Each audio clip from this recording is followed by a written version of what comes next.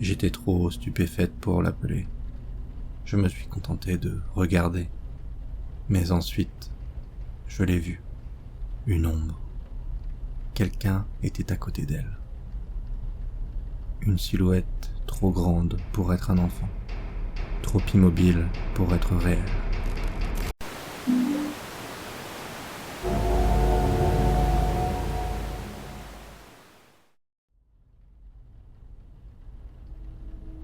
Certaines légendes urbaines se propagent telles des murmures échangés entre enfants dans la cour de récréation, ou des souvenirs à moitié oubliés par des adultes qui frissonnent juste en y repensant. Celle-ci est restée proche et vive dans ma mémoire, car elle prit vie dans notre maison. Si vous êtes parent, ou si vous vivez près des bois, ou si votre enfant parle à quelqu'un que vous ne pouvez pas voir, écoutez attentivement ce qui suit. Guettez les signes, car une fois que Sachan arrive, il ne lâche pas prise si facilement. Cela s'est passé il y a environ 1 an. Ma famille et quelques-uns de nos amis sommes allés camper près d'un lac isolé. Nous sommes arrivés vers 13h, avons monté nos tentes, et une fois que tout était prêt, les adultes se sont détendus pendant que les enfants sont partis jouer à proximité. Nous leur avions dit de ne pas s'éloigner. C'était une zone plutôt dégagée, et il n'y avait pas beaucoup d'autres campeurs, juste nous et 2 autres groupes.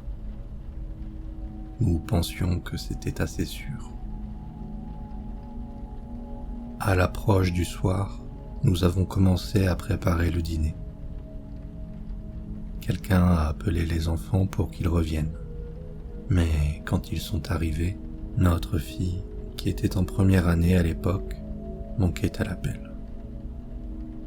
Au début, nous avons supposé qu'elle était juste quelques pas derrière les autres. Mais quand nous avons interrogé les autres enfants, tout ce qu'ils ont dit, c'était « Elle était avec nous il y a 1 seconde ». Nous avons cherché partout, et je veux dire partout. C'était incroyablement stressant. Je craignais le pire. J'avais des pensées terribles qui me venaient. Le camping n'était pas si grand. La vue était dégagée et il n'y avait pas beaucoup d'endroits où se cacher. Pourtant, nous avons passé au peigne fin chaque recoin possible, encore et encore, mais elle n'était pas là.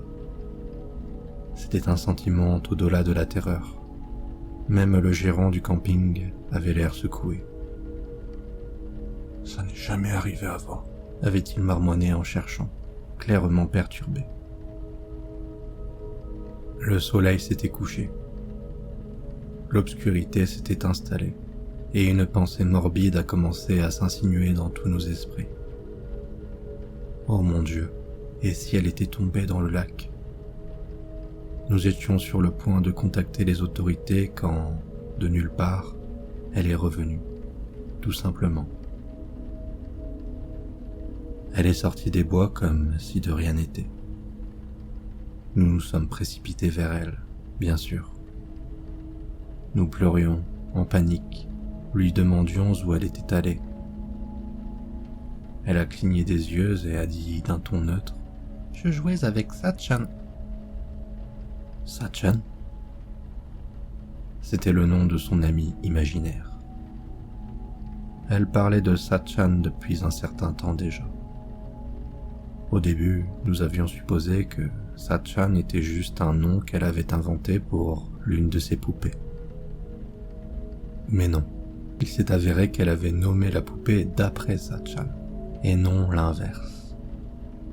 Elle disait qu'elle et Sachan jouaient à la poupée ensemble. Parfois, le nom ressurgissait de nulle part. Elle mentionnait Sachan en passant comme si c'était tout à fait normal. Et bon, il est vrai que les enfants de son âge ont une imagination débordante. Nous ne nous en soucions pas trop, tant que ça ne faisait de mal à personne. Nous pensions que c'était inoffensif.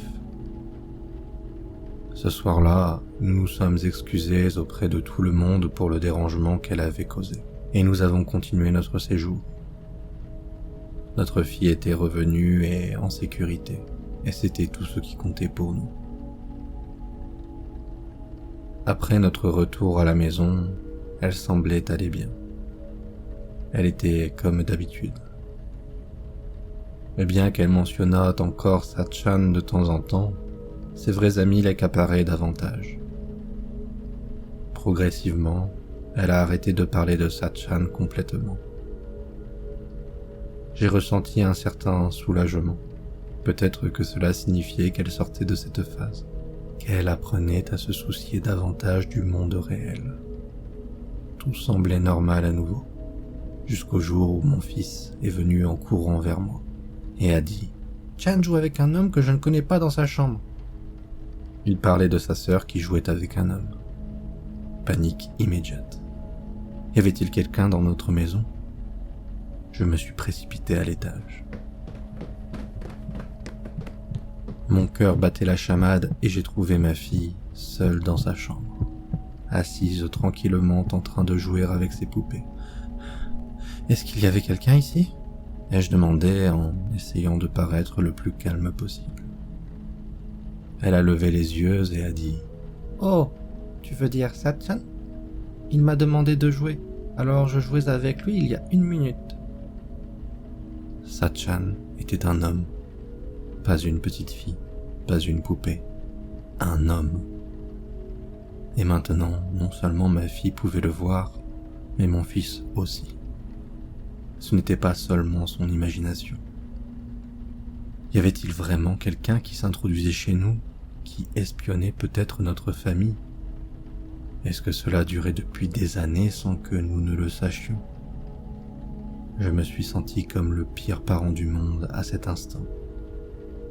J'ai essayé de garder une voix calme et posée, mais intérieurement je paniquais. J'ai fait asseoir mes 2 enfants et leur ai dit fermement qu'ils ne devaient plus jamais parler ni jouer avec ce Satchan.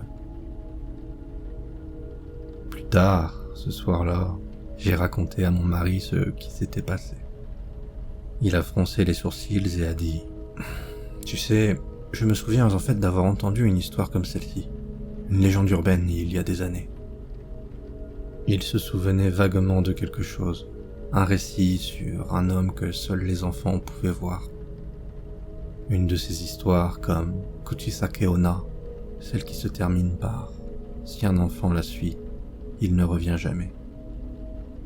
Il ne se rappelait pas les détails, et moi non plus, et nous n'avions aucune idée de ce qu'il fallait faire ensuite.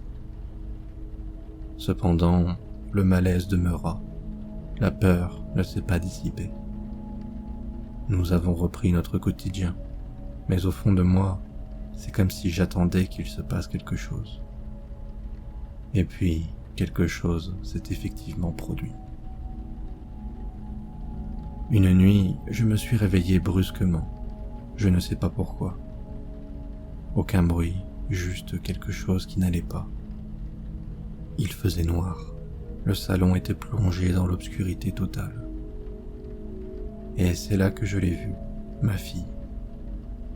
Elle glissait lentement sur le toboggan en plastique que nous gardions dans le salon, faisant partie de la structure de jeu que nous avions installée pour les enfants. Elle le faisait lentement, comme si elle ne voulait pas faire de bruit.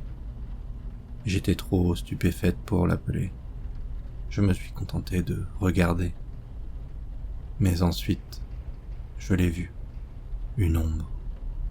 Quelqu'un était à côté d'elle. Une silhouette trop grande pour être un enfant, trop immobile pour être réel. Un homme se tenant tout près, qui observait. Mon mari dormait à côté de moi. Je savais que cette chose était Satchan. Ma voix est sortie de ma bouche avant que je puisse me retenir. « Viens ici tout de suite !» Ma fille a sursauté et s'est retournée. Elle a commencé à marcher vers moi, mais soudain, l'ombre lui a attrapé le bras et a commencé à l'attirer vers l'obscurité. Je suis sorti du lit d'un bond. J'ai couru vers elle. et je l'ai agrippée de toutes mes forces. Et j'ai tiré, mais l'ombre ne lâchait pas.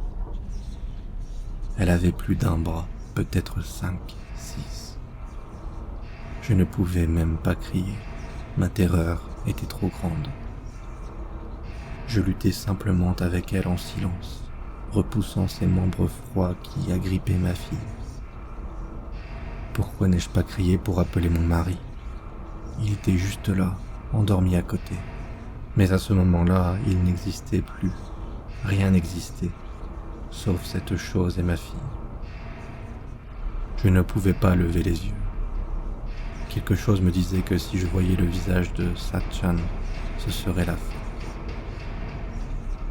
D'une manière ou d'une autre, j'ai réussi à nous libérer, ma fille et moi. Je l'ai ramenée sur le futon. Nous sommes restés là, tremblantes. L'ombre ne nous a pas suivis. Elle est simplement restée là, à regarder.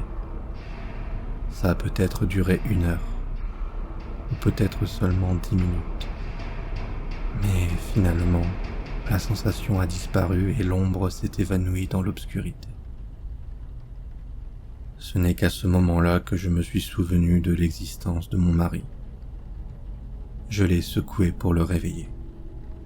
À ce jour, il pense encore que c'était un rêve, que nous avons juste fait du somnambulisme. Parfois, je me demande s'il n'a pas raison. Mais comment aurions-nous pu imaginer toutes les deux la même chose? Et je n'oublierai personnellement jamais la sensation du contact de ces mains ombreuses. Ces nombreuses mains surnaturelles qui tiraient mon enfant vers les ténèbres. Ce n'était pas un rêve. Depuis cette nuit-là, Satchan n'est plus apparu chez nous, ni auprès de ma fille, ni auprès d'aucun d'entre nous. Et d'une certaine manière, sans pouvoir l'expliquer, je sais qu'il ne reviendra pas.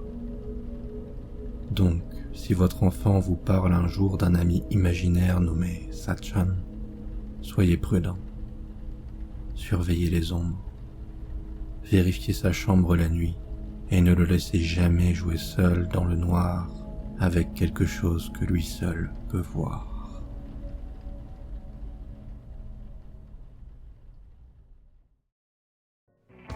Alors, qu'avez-vous pensé de cette histoire? Donnez-moi votre avis en commentaire. J'espère que cette vidéo vous aura plu. Si c'est le cas, devenez un très fidèle et abonnez-vous pour ne rater aucun futur épisode. Un grand merci aux contributeurs Tipeee qui soutiennent la chaîne. Leur générosité est énormément appréciée. N'hésitez pas à m'aider vous aussi si vous le pouvez, lien en description. Si vous avez des histoires personnelles à raconter, n'hésitez pas à tester votre plume et m'envoyer par mail vos écrits. De même, s'il y a des histoires particulières que vous aimeriez m'entendre lire, faites-moi en part plus bas. Et je vous dis à bientôt pour d'autres frissons et histoires d'horreur en ma compagnie.